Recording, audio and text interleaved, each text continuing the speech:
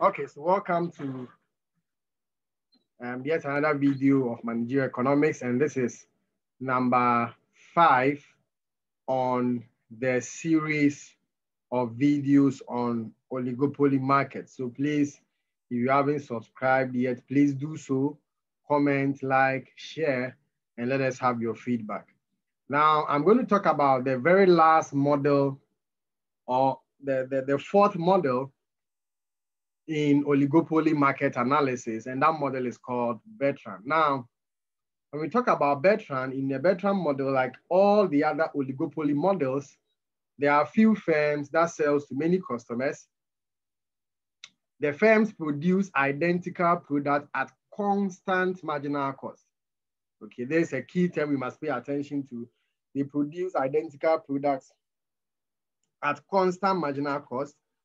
Each firm independently set price in order to maximize its profit. So here, the price is the control variable, not the output, okay? And then barriers to entry exist. And then consumers enjoy perfect information and zero transaction cost.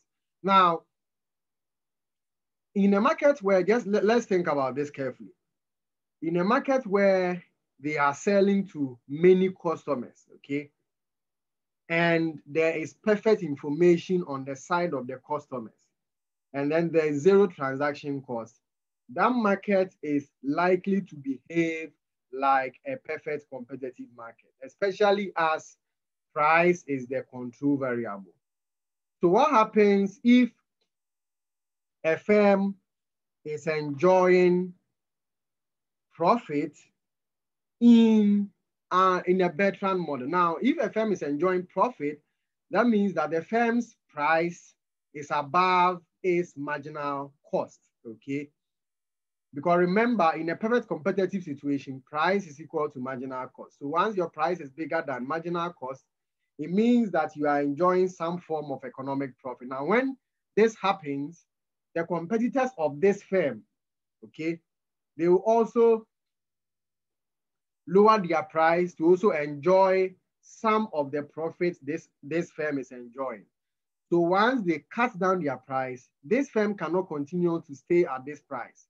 So this firm will also cut down its price, all right? So anytime your rival cut down their price, you have an incentive to cut down your price because all the consumers can move to your rival, okay? So at the end of the day, this price war, which is a typical characteristic of a Bertrand model, this price war would end up to the point where if your rival cuts down the price, you also cut yours. If you cut your price, the rival also cuts theirs. So this price war could continue up to the point where price would just be equal to the marginal cost. Of course, no firm will reduce their price below their marginal cost because they will be incurring losses.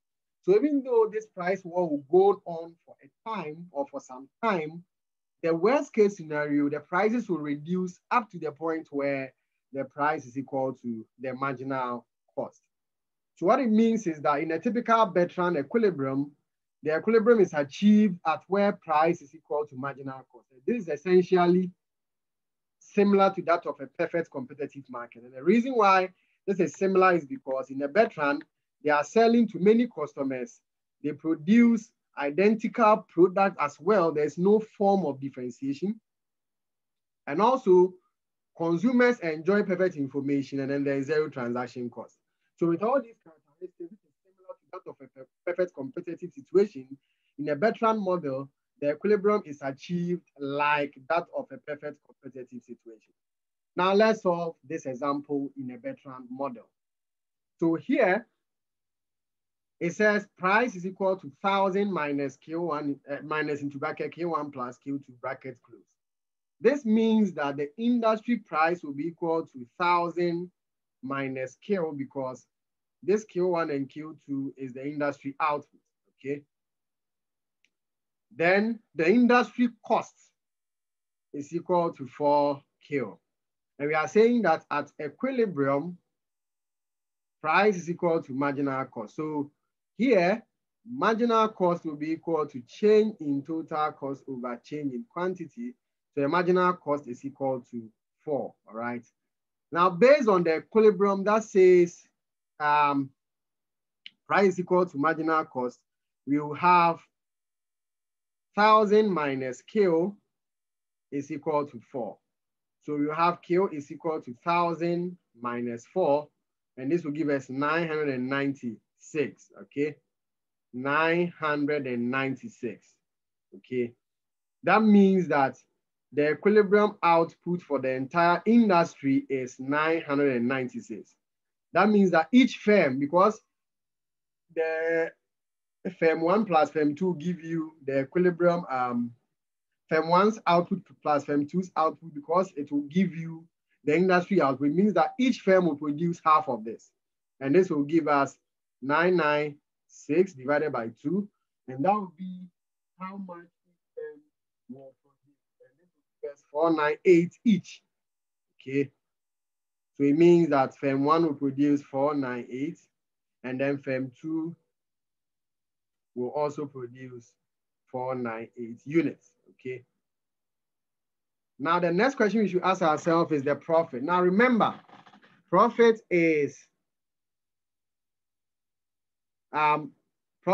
total cost minus, profit is total revenue minus total cost, okay? So total revenue is equal to price times quantity. And the industry price will be 1,000 minus Q1 plus Q2 is 996, okay? So the industry price will be 4, all right? The industry price will be 4. So our total revenue will be 4 times 996, which is the industry output. So 4 times 996, you get 3,984. Okay, and then the total cost will be 4K, so 4 times 996. And this will give you 3,984. So the final answer will be 0. And the reason why the final answer is 0 is that, remember that like a perfect competitive firm, in the long run, nobody makes profit. They don't make profit in the long run, okay? Or in the equilibrium situation, no perfect competitive firm makes profit. So that is why the profit for the entire industry is 0, and then the profit for each firm will definitely also be 0, okay? All right, so this is all about the Bertrand. So this will bring us to the end of the discussion on the 4 models of oligopoly. We've talked about Sweezy, we've talked about Kuno, we've talked about Stackelberg, and we finally talked about Bertrand. Okay. Now, after discussing the 4 models of oligopoly, we are going to talk about collusion. Now, one of the things I want us to realize is that in all the 4 models of oligopoly, or in all the 4 models of oligopoly, there is some form of competition among the firms, because in Sweezy, there are price reactions when price reduces, but there are no price reactions when price increases. In Kono, there's a competition on the selection of output, because everybody will select his output based on what the other person has done. In Stackelberg, the leader will compete with the follower by choosing a larger output so that the follower will follow by choosing a smaller output. So there also there's some form of competition. And then in Bertrand also, there is price war, and that one too is competition. Now we are going to analyze a situation whereby, apart from all these 4 models, which shows there is a competition among the firms, in this thing we are going to learn, we are going to assume that no matter the model the firms are in, would they be better off by coordinating rather than competing among themselves? And that will bring the concept of collusion. So collusion is just a concept where the firms in an oligopoly coordinate, okay? They coordinate. Okay. Now, when they coordinate, what will be the outcome? So here, collusion is a situation where firms agree to equally share the production of industry output to enable them benefit mutually, all right? So here, in a collusion situations, the firms agree to equally share the production of the industry output so that they can benefit mutually. Now, in a collusion, because they are sharing the industry output equally, that will also mean that they will share the industry cost equally. And the reason being that cost is a direct function of production. Remember our lessons on production and cost. Cost is a direct function of the number of goods we produce. So what it means is that if we are equally sharing production, that means that the firms will also equally share industry costs. And then they will equally share industry profits, okay? So they equally share industry costs, they share industry profit, and they share industry outputs equally. So if there are 4 firms, all of them will get a quarter of the industry output. All of them will produce a quarter. If there are 2 firms, all of them will produce a half of the industry output. Another concept I would want us to understand is that if firms collude, if all the firms come together, if all the firms in an oligopoly come together, they will now behave like a monopoly. They will now become one, okay? They will now act like only one firm in the market, and that will be an oligopoly. Sorry, that will be a monopoly situation, all right? So once they all come together, they will form an artificial monopoly, and that means that their profit maximizing output is achieved when marginal revenue is equal to marginal cost. Okay. Now, let me give us this intuition before we solve this question. Now, suppose that price is equal to A minus B into bracket Q1 plus Q2. Here we are assuming a duopoly form of collusion. Duopoly means that there are only 2 firms. If these 2 firms come together, what it means is that they will achieve the total industry output. So the Q1 plus Q2 will now become Q, which is the total industry output. Let's look at their cost functions. Now, total cost 1 is equal to fixed cost 1 plus variable cost 1. And then total cost 2 will be equal to fixed cost 2 plus variable cost 2, okay? Now, one of the things I would want us to know is that once they collude, their cost will be the same. So that means that once they collude, they will have the same fixed cost, they will have the same variable cost, okay? So in every collusion situation, the cost functions are the same. Let's note that in every collusion situation, because they are sharing the outputs equally, it means that there is no way they will have different costs because we all have the same output. We should have the same kind of cost, okay? Now, because they are sharing the cost, what it means is that here, total cost of M1 will be equal to fixed cost 1 plus C1Q1 divided by 2 because they are sharing industry costs, okay? So because they are sharing, because of their 2 firms, it means that they will share the output into half. That means that they will share their cost also into half. Okay. So the firm 2 also, his cost will be FC2 plus C1, sorry, C2 Q2 divided by 2. Now, once they share their cost together, the total industry cost will be TC1 plus TC2, which will be FC1 plus C1Q1 over 2 plus FC2 plus C2Q2 over 2. And once we add, remember, I want us to remember something, that because they are sharing output equally, this fixed cost 1 is the same as fixed cost 2. This variable cost 1 is the same as variable cost 2. So when I add them, this fixed cost plus this fixed cost, you have 2 fixed costs plus this variable cost plus this variable cost. You have, it's like saying A plus A, that's 2A, right? So this variable cost plus this variable cost, you have 2CQ, all right? All over 2. So this 2 will cancel everything here. So the final industry cost function will be fixed cost plus CQ, okay? So all this analysis I'm trying to do, what I'm just trying to say is that in every collusion situation, the 2 firms will have the same fixed cost that they will share equally. So when you add them back to look at the industry cost, it will just be like one of the functions of the cost, one of the cost functions of either of them, okay?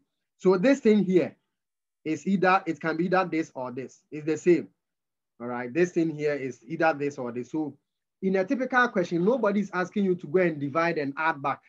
All that we are requiring you to do is that in a typical question, because firm 1 and firm 2 will have similar costs, once you pick the cost function of only one of them, it is for the entire industry. You don't need to divide by 2 and add back.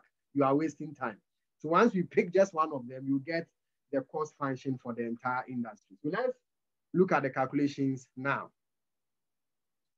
The question says that suppose the market demand for 2 firms is given as Q1 plus Q2 is equal to 53 minus P, right? Q1 plus Q2 is equal to 53 minus P. The cost incurred by the first firm for producing the last unit is 10. That means that the marginal cost of firm 1 is 10. While that of the second is 12. That means the marginal cost of firm 2 is 12. Assume if these 2 firms collude, each of them can reduce their fixed cost to 15. Okay, so you see what I was talking about earlier. Once they collude, they will not have separate fixed costs and separate marginal costs. Or they will not have, they will not have different fixed costs and different marginal costs. Once they collude, they will have the same fixed cost and the same marginal cost, okay? All right. So it means that once they collude, the 2 of them will be able to reduce their fixed cost to 15, each of them. Then each of them will be able to reduce their marginal cost to 4, okay? All right. So now let's go and do our calculation. Remember that the question says that we have P is equal to 53 minus Q1 plus Q2 in brackets. So once they collude, this one will be 53 minus Q because they have colluded to achieve the industry demand. Then also, the total cost function for firm 1 is the fixed cost plus the variable cost, okay? And I've told you that once we are given a linear function, the average variable cost is the same as the marginal cost, okay? All right, so the fixed cost is 25 plus the variable cost will be the marginal cost or the average variable cost times quantity. So we have 4K01, okay? So we have 4K01.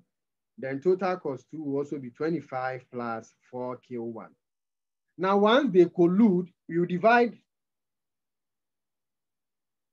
What would have happened is that you just divide the cost function. So you have TC1 is equal to 25 plus 4K1 all over 2. So this would have given 12.5 plus 2K1. Then when you also divide total cost 2 into 2, you will still have the same thing, 12.5 plus 2K1. And you want to look at the total cost of the industry, you add the half of the total cost of the individual firm. So you have 12.5 plus 2K1 plus 12.5 plus 2K1. So eventually you end up at 25 plus 2K, okay? Sorry, 4K. So that is why I'm saying that in a typical exams, don't divide and add, or in a typical examinable situation, don't divide it and add back. You can just pick one of the cost functions, because they are the same. So you can just pick one of them to be the total industry cost, because this is the same as this, okay? All right. So now, fast forward, P is equal to 53 minus Q. Then the total industry cost is equal to 25 plus 4Q. Okay. So total revenue will be 53Q minus Q squared. So marginal revenue will be 53 minus 2Q. And then marginal cost, if you differentiate the total cost function, marginal cost will be equal to 4. And we are saying that at equilibrium, marginal revenue is equal to marginal cost. So we will have 53 minus 2Q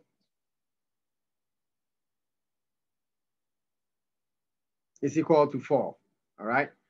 So we have 53 minus 4 is equal to 2Q. So we will have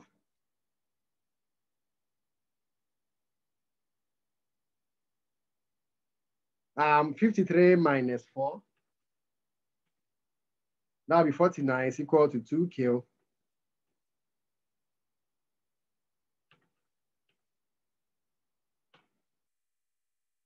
That means that Q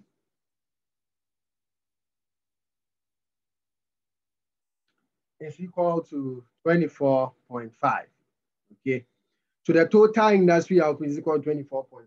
Remember, the two firms will share the total output among themselves equally. So that would mean that firm 1 will produce 12.25. Firm 2 will also produce 12.25 units. Okay. Okay. Now let's go and find their profit. Remember, profit is equal to total revenue minus total cost. Okay. So we have to first of all find the price. The price is 53 minus Q1 plus Q2. So when you add Q1 and Q2 from here, you get 24.5. So the price is 53 minus 24.5. So you get 28.5. Okay. So total revenue is equal to price times quantity. So that will be 28.5 times 24.5. So you have 28.5 times 24.5. And that's going to give us 698.25. That's the total industry that's the industry total revenue. And the industry total cost, you put it in the total cost function of the industry. That is 25 plus 4Q. So we have 25 plus 4Q. And this is going to give us 25 plus 4 into bracket 24.5.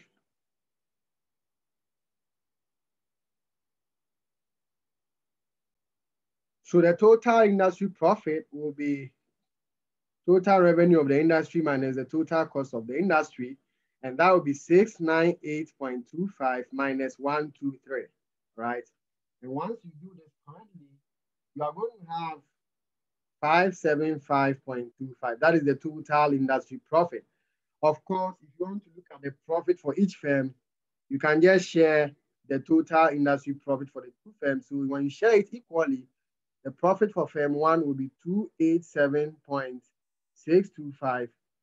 The profit for firm 2 also be the same, 287.625. Okay. All right. So this will bring us to the end of the analysis on collusion. Okay, collusion. So let's round up on oligopoly. Let's round up on oligopoly by talking about contestable markets. Now, when we say a contestable market is a market that is easily challengeable. Okay, so in that market, the existing firms, other firms can easily come in and challenge them. That makes the market contestable. Now, what are the characteristics of a contestable market? Number one, producers have access to the same technology. And here, what it means is that if all the producers in that market have access to the same technology, it means that when another firm comes in to challenge the existing firms, they can do so very well because they also have access to the technology. Number two, consumers respond quickly to price changes. Now, in an industry where if you increase price, all the consumers will respond, that means that in such an industry, other firms can come in and challenge the existing firm with low prices because consumers will respond to the price increase of the existing one and also respond to the price decrease of the one coming. All right. So other firms can easily challenge. They can easily come in and challenge. Then also existing firms cannot respond to entry by lowering price. So here in that industry, there are low entry barriers because existing firms cannot respond quickly to entry by other firms by lowering prices. So that means that there are low entry barriers, means anybody can enter at any time. Then also there is absence of sunk costs. Okay, sunk costs are irrecoverable costs. Now, in an industry where there's no sunk cost, it means that other firms can easily come in and challenge. Now, what are the implications of a contestable market? The implication of a contestable market is that because that market is contestable, anytime the firms there are making above normal profits, other firms can easily challenge them. So anytime the firms in there are charging excessive prices to make more money, other firms can come in and challenge them. So here, what will happen is that the threat of other firms coming in alone will discipline the existing firms that are already in the market. So usually at equilibrium, in the contestable market, it behaves like a perfect competitive market.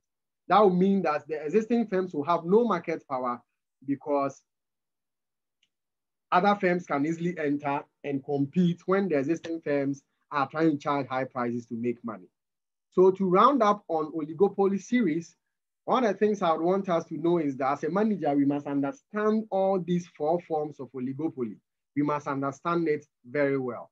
And one of the things I want us to know is that there is no market that says that this market is only Stackelberg, it is only Kono, it is only Bertrand. In fact, there are some markets or there are some oligopoly markets that will have even 2 models existing in there, all right? So one of the things I want us to take away is that as a manager, we must understand all these 4 forms of oligopoly models. We must also understand the benefits of collusion, and we must also understand how to behave when we are in a contestable market. So these are the few takeaways that you can read on your own, and then you would have further knowledge, all right? So this will bring us to the end of the series on oligopoly. Please, for more content, I would want you to subscribe. Please, let's subscribe to the channel so that we can bring more content your way. All right. So once we're able to subscribe, in the next series, I'll be talking about game theory. In the next series, I'll be talking about game theory. Then we would analyze the inside of oligopoly because game theory is actually a further explanation to why firms behave the way they do in an oligopoly situation. All right. So I'm going to do game theory in the next series. So after this, I'm going to do a series on game theory, and then we will have much knowledge on the issue of oligopoly. All right. Okay, so kindly subscribe to the channel, and then let's meet again in the series on game theory. Thank you.